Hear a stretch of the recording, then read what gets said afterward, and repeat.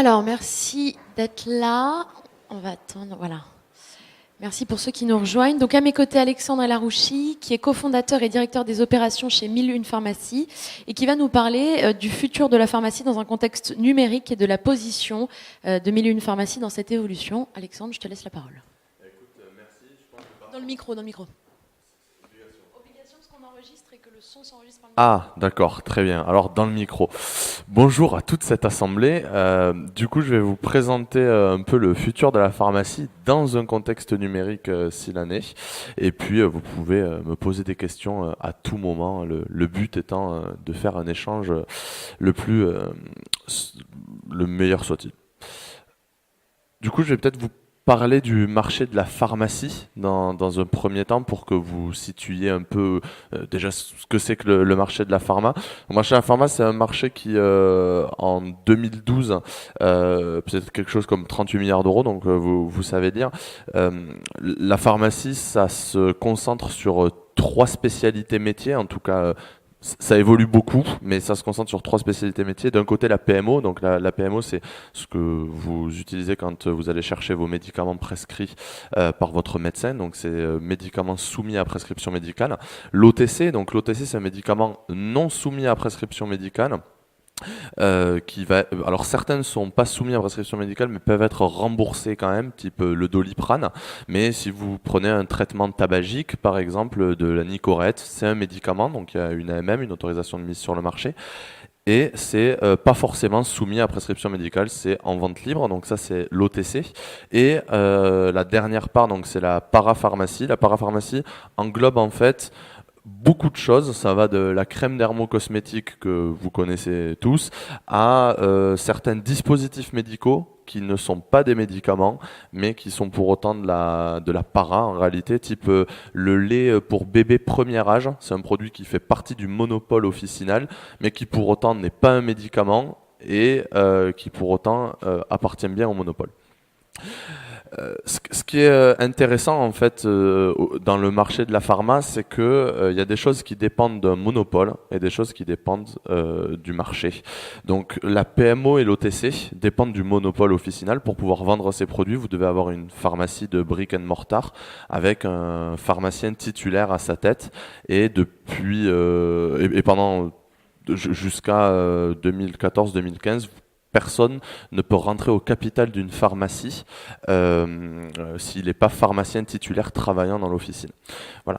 Ce qui est intéressant, c'est que la parapharmacie, par contre, c'est ouvert et c'est pas dans le monopole officinal. Donc il y a des enseignes comme Leclerc ou nous ou plein d'autres acteurs qui vendent de la para et aussi certains dispositifs médicaux dans le marché. Voilà, pour faire un état des lieux. Pour vous parler de la e-pharmacie, alors en France et en Europe, on a séparé, alors il y a une coquille, si vous arrivez à comprendre la phrase du modèle européen, vous êtes fort parce que moi je la comprends pas, donc je vais plutôt l'expliquer que la lire. On va parler du modèle français et de ce qu'il y a aujourd'hui dans le monde de la e-pharmacie et du modèle européen, alors surtout d'un gros modèle européen qui est le modèle allemand. Sur le modèle français, c'est excessivement touffu. Il y a d'un côté des pharmacies qui ont un site internet. Donc on a des officines qui ont fondé leur propre site internet. Comme je vous le disais tout à l'heure, comme il n'est pas possible de se regrouper en termes de capital dans une pharma, même une très grosse pharmacie reste une petite PME, voire très petite entreprise. Une grosse pharma, c'est 20 millions d'euros de chiffre d'affaires, donc elle n'a pas les investissements, elle n'a pas la capacité d'investissement pour faire un pure player en numérique qui soit concurrentiel par rapport à d'autres marchés habituellement. On a ensuite du brick and click, donc ça c'est plutôt des grosses enseignes. Alors là c'est pas vraiment dans la pharmacie, c'est plutôt dans la para, comme Leclerc par exemple ou Parashop ou d'autres enseignes. On peut se dire, est-ce que Yves Rocher fait de la parapharmacie ou est-ce que l'Occitane fait de la parapharmacie? Ouais, je pense que dans un certain contexte, oui. Finalement, c'est pour certains produits de la dermocosmétique. On peut se dire que oui, c'est de la parapharmacie ou pas, ou c'est de la cosméto ou pas. Mais il y a beaucoup de produits qui sont quand même assez proches. Et ensuite, il y a quelques marketplaces. Alors, il y a, on va dire, deux marketplaces très spécialisés. Une qui est nous et une autre qui est Doctipharma, qui donc est une marketplace qui appartient à Lagardère, donc une branche de Doctissimo. Et ensuite, il y a les marketplaces généralistes qui vendent aussi de l'apparat, type Amazon ou Cdiscount, qui vendent de l'apparat. Sur le modèle européen, c'est très différent. Si je prends l'exemple de l'Allemagne ou de la République tchèque ou de l'Angleterre, vous avez des enseignes de pharmacie. Donc inévitablement, vous avez Boots en Angleterre, vous avez CVS Pharmacy aux États-Unis, Doc Morris en Allemagne et Dr Max par exemple en République tchèque, Slovaquie et Pologne. Chez nous, ça n'existe pas. Donc, il n'y a pas d'enseigne dans la pharmacie. Et donc, dans les modèles européens, il y a forcément des acteurs numériques, mais qui sont en fait des sites internet d'enseignes. Le modèle allemand est hyper intéressant, surtout pour nous. En tout cas, on le regarde depuis longtemps, parce qu'en fait, en Allemagne, le site Doc Morris est à l'origine une marketplace. Et aujourd'hui est la première enseigne de pharmacie du pays. Et voilà pourquoi en fait je vous parlais du futur de la pharmacie dans un contexte numérique, c'est que en Allemagne le numérique a radicalement changé le marché de la pharmacie. Vous prenez l'Allemagne dans les années 2002-2003, vous avez exactement comme en France une multitude de petites pharmacies qui vendent comme nous, donc chacun est titulaire de son officine. Puis en 2002-2003, vous avez un site qui s'appelle Doc Morris, qui fait une marketplace, qui donc agrège un certain nombre de pharma qui se mettent à vendre sur cette marketplace, et donc sur cette enseigne qui est Doc Morris.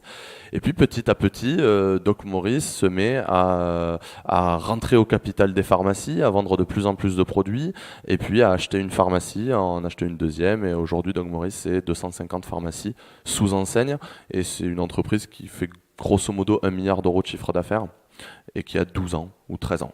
Voilà. Donc, pour vous donner une idée de la force qu'a eu le numérique, notamment en Allemagne. Pourquoi je vous dis ça? Je vous dis ça parce que nous, en fait, on se rapproche beaucoup de Doc Morris dans notre développement. C'est-à-dire qu'on a fait une marketplace auquel on a rattaché des indépendants. Et ces indépendants, au bout d'un moment, sont dépendants de l'enseigne, puisque on pèse une partie de leur sell-out. Et quand on commence à peser une partie de leur sell-out, ils commencent à agir en fonction de l'enseigne qui est responsable de cette activité. Et puis, petit à petit, si on peut rentrer au capital d'une façon ou d'une autre, on le fait. Et de fil en aiguille, on absorbe comme ça les pharmacies pour créer une enseigne. Alors, peut-être que c'est un ovni, parce que dans les marchés, je ne sais pas dans quelle activité vous êtes, c'est valable peut-être que dans les mondes très réglementés ou très sous monopole.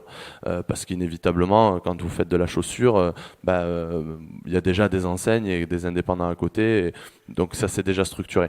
Dans la pharmacie, je pense que le numérique joue ce rôle-là, en tout cas, d'accélérateur de concentration du marché sur futurement de l'enseigne, ce qui était inéluctable, mais c'est un vecteur d'accélération. Voilà. Donc, je vous ai déjà parlé du coup de 1001 Pharma. Donc, 1001 Pharma, ça a été la première marketplace.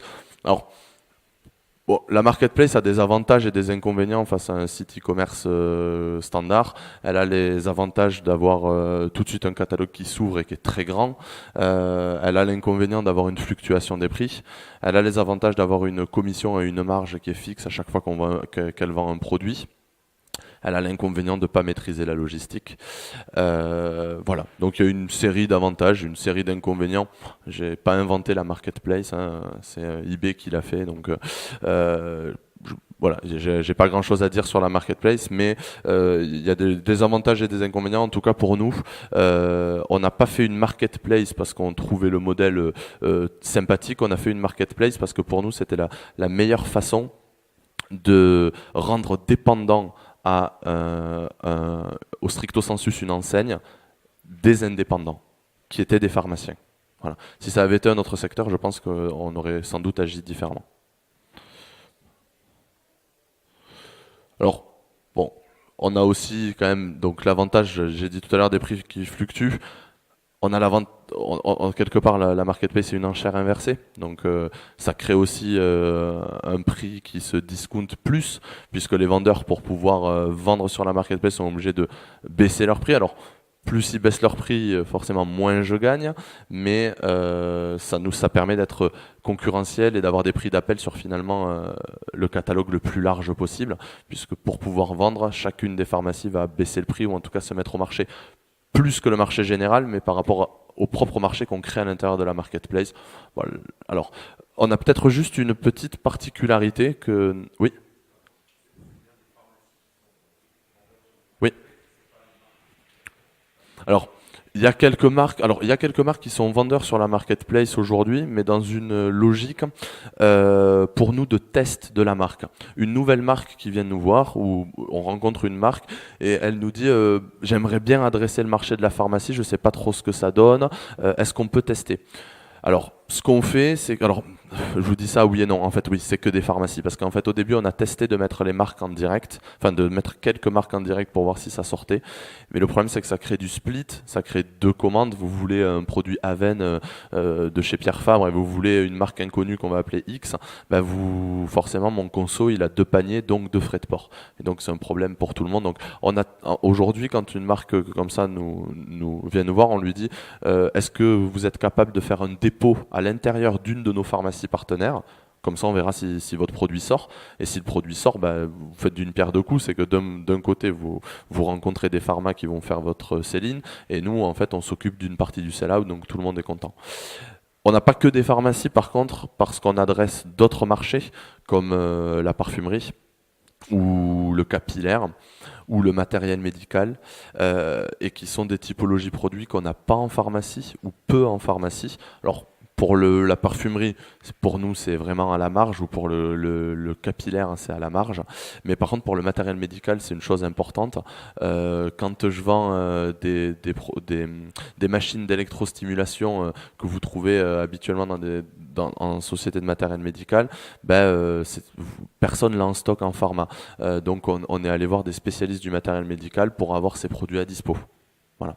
Donc, 90% de nos vendeurs sont des pharmacies et on doit avoir 10%. Je vous donne un autre exemple. Quand je vends tout un rayon de gluten-free et de produits sans gluten, c'est pas en pharma. Donc là, je vais plutôt avoir comme partenaire un revendeur bio, alimentation bio, pour pouvoir adresser ce marché, parce que nous, on estime que ça a toute sa place en termes de produits de santé ou de produits bien-être. Malheureusement, c'est pas distribué en pharma.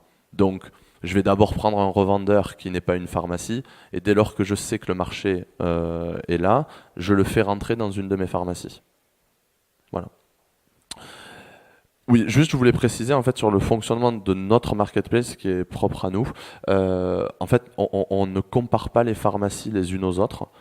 Pour plusieurs raisons, d'une part parce qu'on n'en a pas le droit, et de deux aussi parce que c'est assez déceptif dans une marketplace verticale de comparer les pharmas. Donc on a un algorithme qui vous fait ressortir un vendeur en fonction de ce que vous mettez au panier. Si vous voulez un produit X et un produit Y, je vais aller chercher dans tous les catalogues de tous mes partenaires qui a X et Y au meilleur prix. C'était pas forcément X. Peut-être que le produit X il était au meilleur prix à Lille et que le produit Y était au meilleur prix à Nice. Je vais peut-être vous trouver une pharmacie qui est à Paris et qui a X et Y au meilleur prix pour n'avoir qu'un frais d'expédition. Voilà. Donc c'est un algo en fait qui choisit la pharma, c'est pas le consommateur. Voilà. Donc la place de Mille et une Pharma et l'ambition. Bon, un peu comme tout le monde, hein, accompagner le conso dans son achat, faire du conseil, une sélection produit. C'est sûr que pour sortir un produit à grande notoriété, c'est pas très compliqué.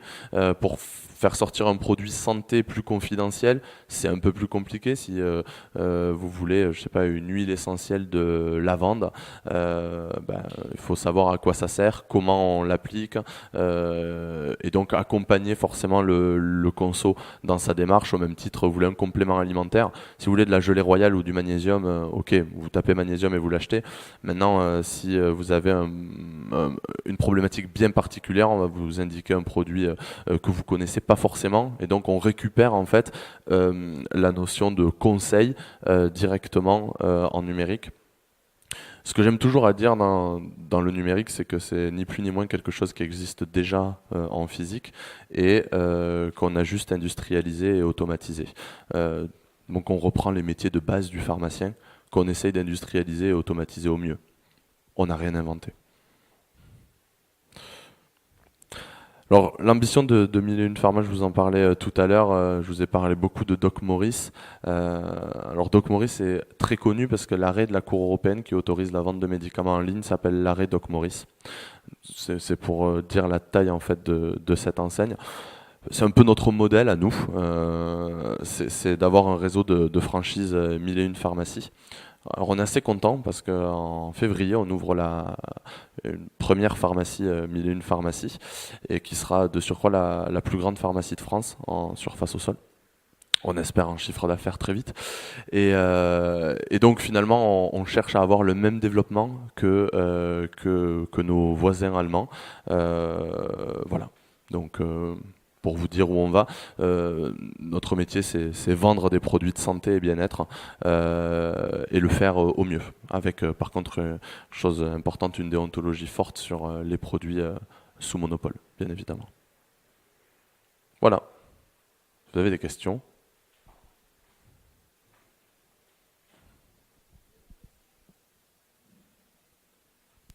Parlez bien dans le micro parce qu'on enregistre les... Oui, excusez-moi, vous avez été très vite. Je ne connais pas bien le domaine, je n'ai pas bien compris. En fait, ce que vous vendez via Internet, c'est uniquement de la parapharmacie. Vous n'avez pas accès aux médicaments donc des laboratoires pharmaceutiques. Là, vous renvoyez les gens dans les pharmacies, c'est ça ou... Alors, là, on rentre dans une notion réglementaire. Officiellement, j'ai le droit de vendre des médicaments vétérinaires, donc une liste de 3000 médicaments vétérinaires qui sont même des médicaments soumis à prescription médicale. Ce sera le cas juste après la Noël, début janvier. En fait, c'est pour des raisons techniques. Aujourd'hui, on le fait pas parce qu'on n'a pas les moyens de récupérer l'ordonnance. Mais à partir de janvier, on va vendre donc des médicaments vétérinaires. Pour tout ce qui est OTC et PMO, donc la prescription médicale, bien sûr, ça, on n'a pas le droit. L'OTC, officiellement, on a le droit. Officieusement, c'est compliqué. C'est particulièrement compliqué parce que le guide des bonnes pratiques de notre gouvernement nous impose d'avoir un hébergeur de données de santé sur toutes les transactions qui engrangent de l'OTC. Donc du médicament non soumis, et sur lequel on est obligé de brouiller les pistes entre la donnée du client et l'information du patient. Pour des gens dans le e-commerce, vous ne pouvez pas travailler.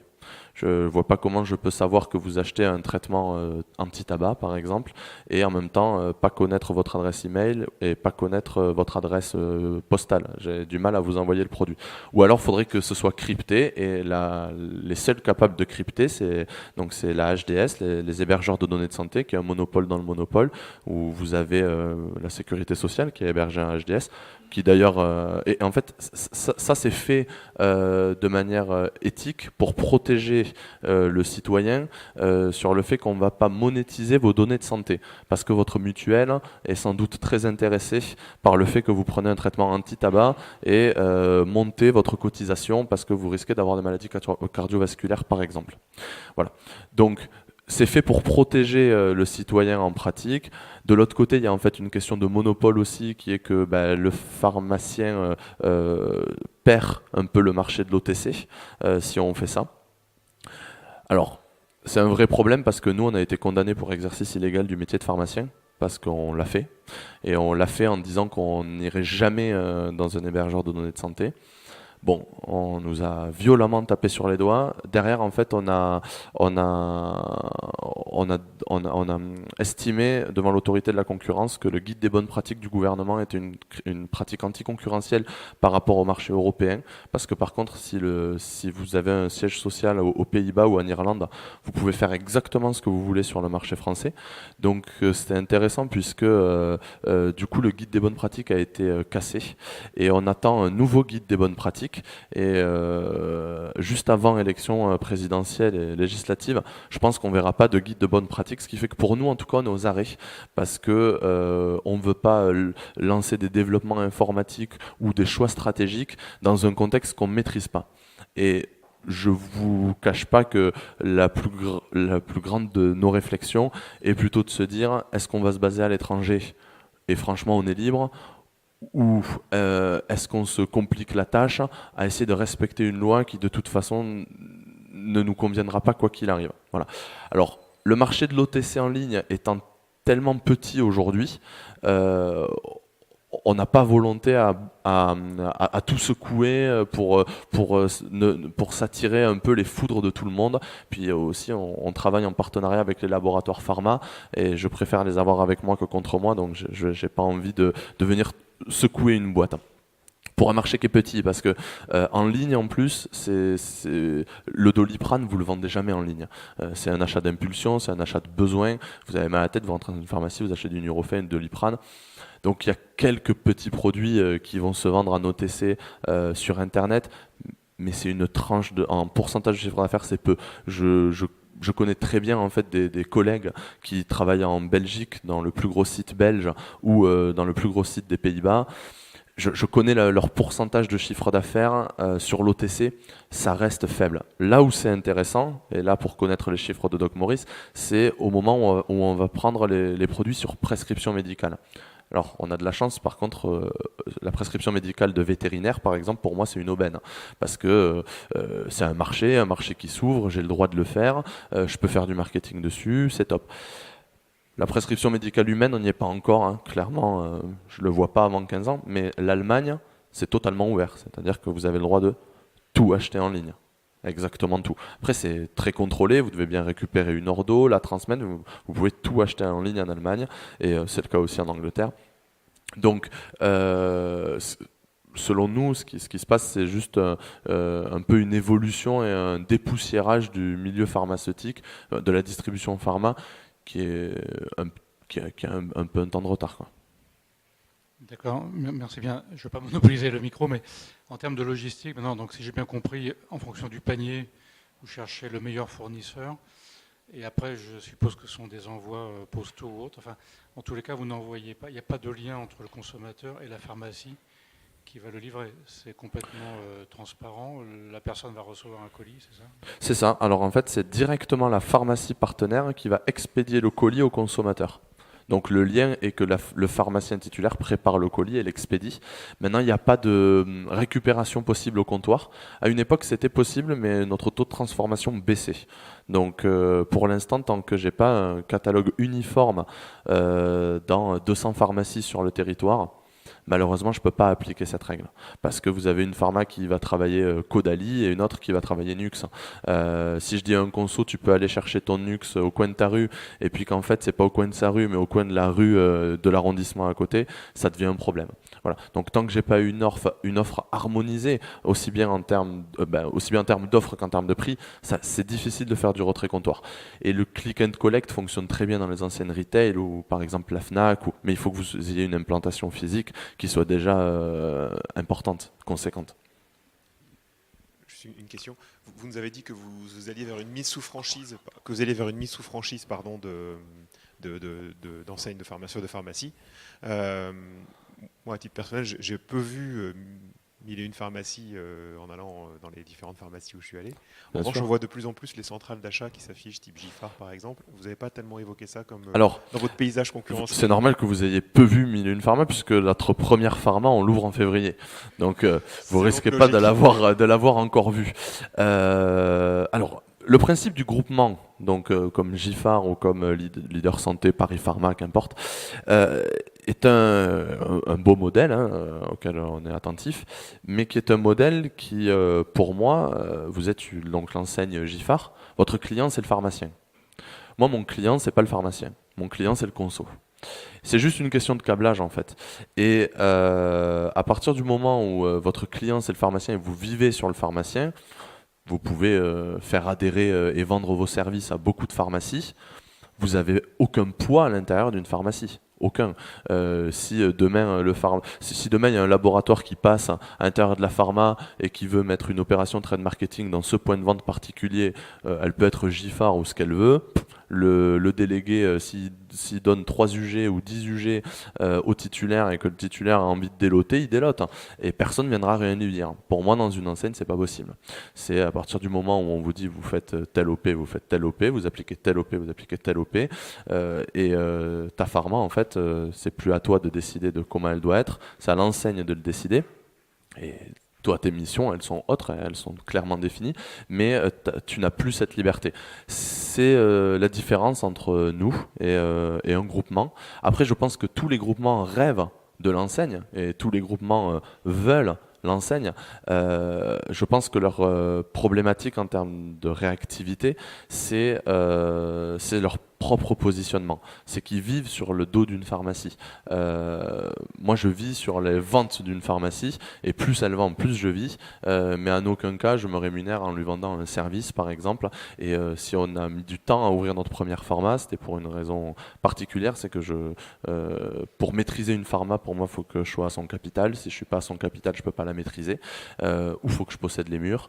Ou en tout cas, il faut que je puisse contraindre le titulaire à appliquer la politique que l'enseigne décide. Voilà. Je ne sais pas si ça répond à votre question. Merci beaucoup.